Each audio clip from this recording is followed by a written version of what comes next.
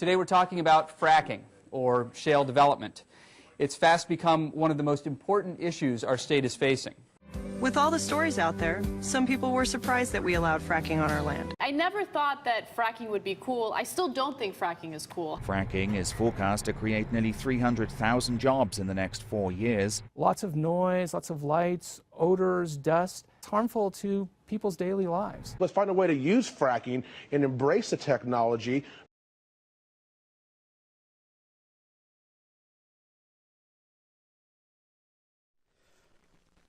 In our quest to understand hydraulic fracturing, we first look at a map of the United States. Here we can see there are deposits of natural gas-bearing shale all over the United States, with the largest on this map being the Marcellus Shale region. Let's take a dive into the Marcellus region to get a closer look at the fracking process in action.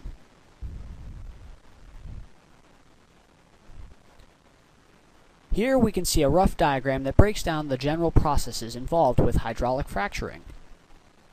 First, trucks bring equipment to drill the borehole down into the ground. This borehole goes down and through the water table. Now, fracking puts in special safeguards such as concrete and steel casing so as to prevent any leaching of hydrocarbons and fracking water from leaking into the water table. The vertical shaft, after reaching almost 2 miles below the water table, turns into a horizontal shaft where small openings in the casing provide water, sand, and chemicals at high pressure to fracture the shale, creating fissures. Here we can see that natural gas will flow from the fissures and go up through the well. So at this point, you're probably wondering a very important question. What are we arguing about? And that's a great question, folks. But unfortunately, the arguments don't boil down to just big oil and its money and the crazy environmentalists. One does not simply frack. So come along with us on an adventure as we explore fracking. Well, it is no secret that fracking is a hot-button topic because of its controversial effects on the environment. The truth is that it is a growing staple of the economy and contains its own benefits as well. Now, being from Pennsylvania and a Penn State student, when I hear fracking, I think of Marcellus Shale, which has a prominent building in most of the Appalachian Mountains, as well as Pennsylvania. According to the Marcellus Shale Quarterly Earnings Report in June 2012, fracking has allowed Marcellus Shale to create over 6,500 jobs annually. That's a 20% increase from the job rates of mining and logging professions in 2011 for Pennsylvania. Furthermore, these jobs average an annual salary of roughly $64,000, well above the national average. This accounts for roughly 1/4 of the jobs created in Pennsylvania overall in 2012. As shown in the diagram here, Marcellus Shale has had a noticeable effect in Pennsylvania. Wherever fracking opportunities occur, the unemployment rate is lessened. This evidence suggests that fracking creates many sustainable job opportunities at a time where our nation is trying to lessen the unemployment rate. Furthermore, although fracking has been under fire for its effects on the environment, many of these cases, such as the one study done by the Colorado Department of Natural Resources, prove that many of the environmental backlashes caused by fracking are due to human error and not the science itself. Now, like the BP oil spill of 2010, no one will argue that these are affronts to the environment and should have been avoided. But the blame cannot rest on the science itself and should instead victimize the ones who fail to prevent them. While many in support of fracking agree that fracking can be hazardous to the environment, we believe that refining the methods in which we gather natural gas from the ground can lead to a solution that helps everyone and has minimal side effects. It is absolutely true that fracking in its current form is imperfect, as many of our energy gathering methods are. However, rather than abolishing it, like the petition to ban fracking in California, we should be allowed to study and improve it so it can become a viable method for providing energy.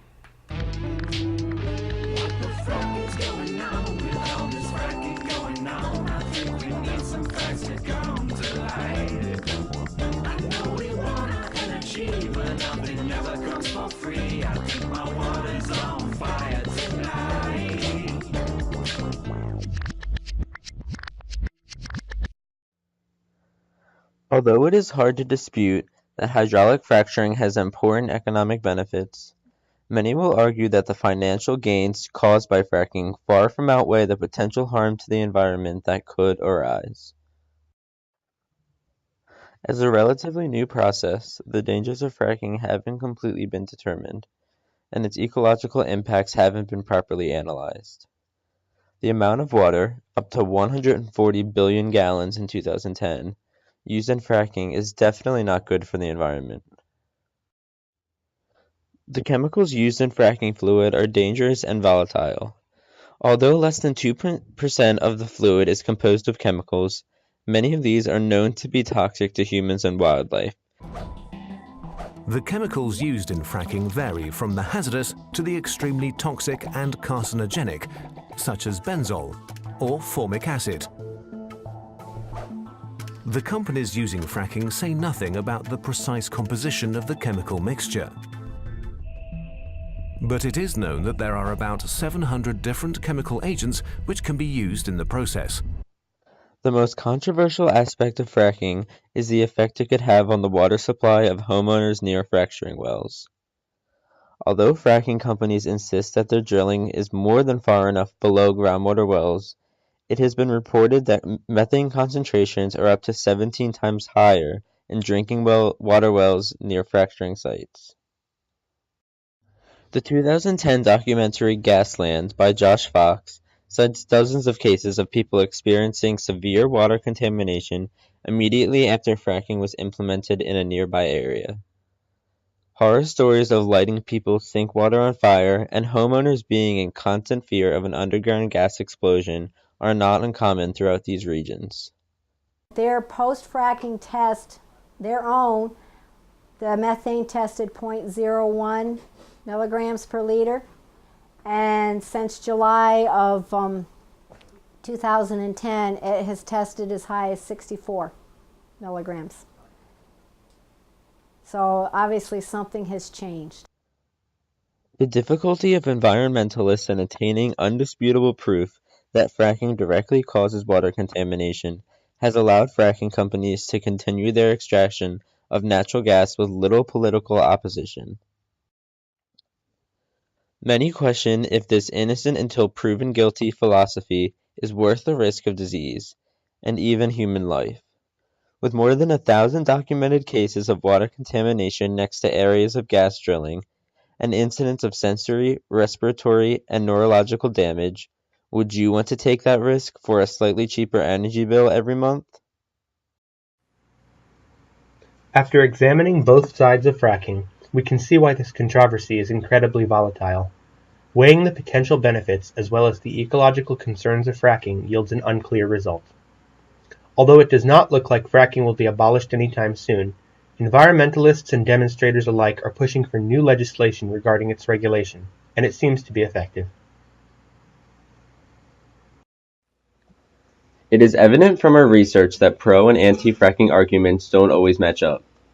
This is because there is a lot of confusion regarding fracking techniques.